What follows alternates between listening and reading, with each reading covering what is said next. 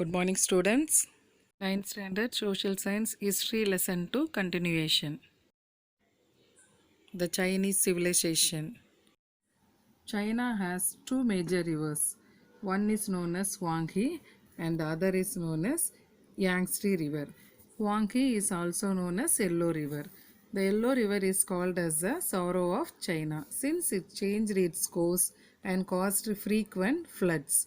Shi Huangdi founded the Qin dynasty. Shi Huangdi constructed the Great Wall of China. Look at the map.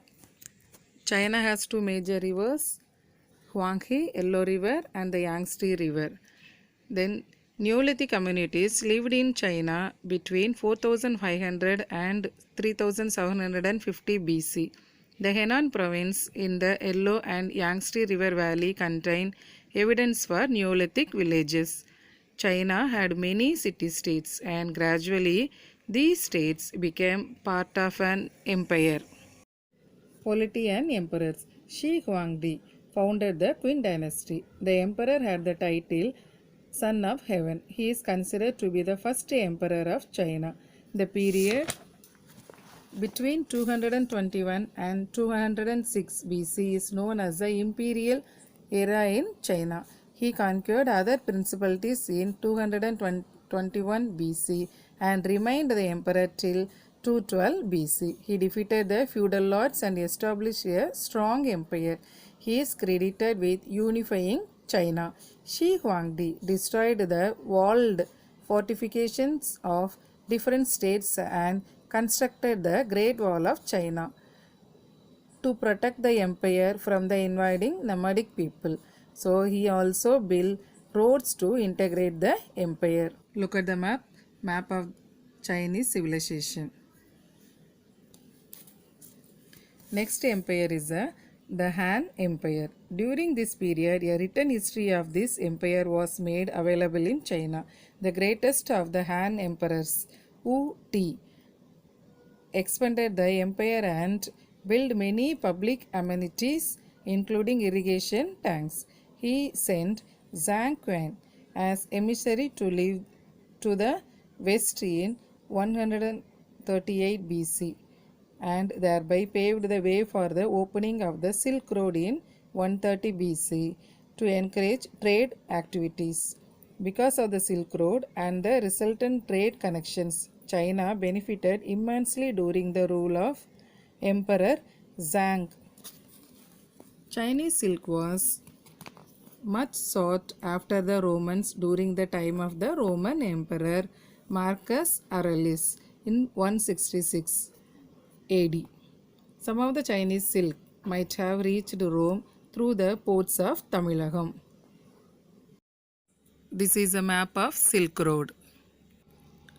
The Terracotta Army refers to the large collection of terracotta warrior images found in China. They depict the armies of the King Qin Shi Huang, the first emperor of China. They were buried with the king in 210 to 209 BC. They are found at the northern foot of the Lishan mountain, 35 kilometers northeast of Xi'an, Shanxi province, as a part of the mausoleum of the king. Now let us see the short video on Chinese civilization. The first real emperor of ancient China was Qin Shi Huang. Born Ying Shang in 259 BC, he united the different kingdoms in 221 BC and ruled them all.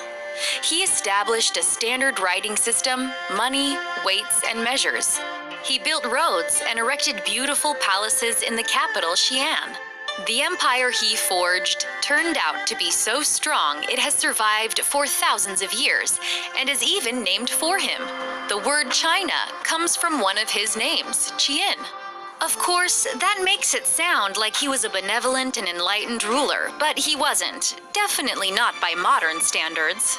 He didn't like scholars or books, burying some scholars alive and burning many books, including those by Confucius. He thought education for the common people took time away from growing crops. Emperor Jin's rule was so cruel that he lived in fear that he would be harmed in retaliation. It's said he rarely slept in the same palace 2 nights in a row. He also sent decoys who resembled him to meetings where his life might be in danger. He died in 210 BC after drinking a potion he thought would give him eternal life. One of Jin's most lasting achievements was the famous Great Wall of China.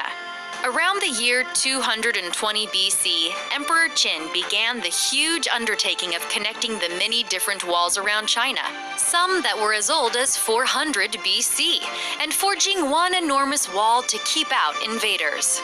Built entirely by hand, the Great Wall snakes up mountain ranges, down into valleys, and across the deserts of northern China, stretching close to 4,300 miles. It's about 25 feet high and 15 to 30 feet wide. In addition to defense, the wall provided a way to transport men and supplies throughout China and to communicate with smoke signals. More than 2,000 years later, it continues to be one of the wonders of the world. After Emperor Qin died, Liu Bang became the first emperor of the Han Dynasty. Under the Han, China was no longer isolated, and it was during this time that the Silk Road was established, which was a network of trade routes between China and the ancient Western lands. China traded their silks and spices with the people of India, Persia, Arabia, North Africa, and even Europe. The nomadic traders who crossed the Silk Road took a dangerous trek, facing bandits, harsh climates, and rough terrain. But eventually, Chinese goods found their way to cities as far away as Rome. The Forbidden City is another amazing site in China, often associated with its ancient past. But compared to the Great Wall and the terracotta soldiers, it's positively modern, only 600 years old, that is. It was home to emperors during the Ming and Qing dynasties.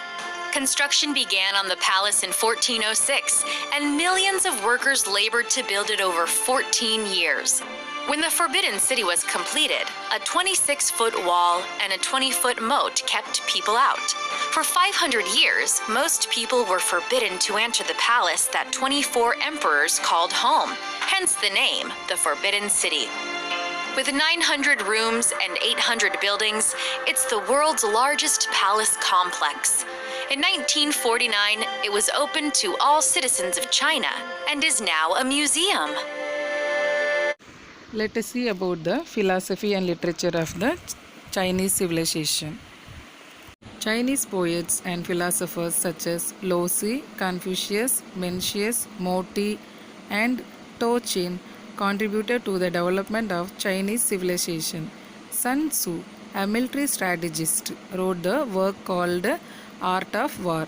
The Spring and Autumn Annals is the official chronicle of the state at the time.